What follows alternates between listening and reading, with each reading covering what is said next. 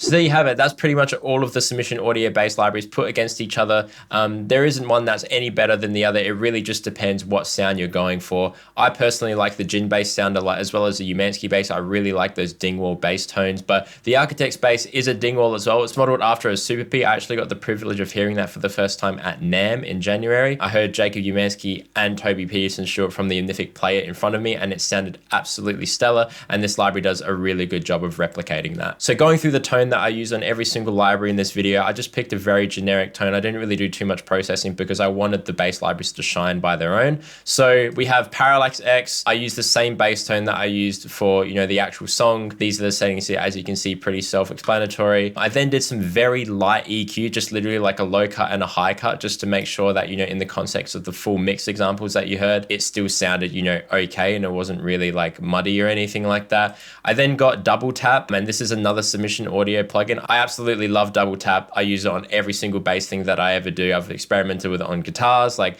it's very, very cool and a very, very easy to use bass compressor, just targeting the low end and then the whole signal all together, and it sounds absolutely stellar.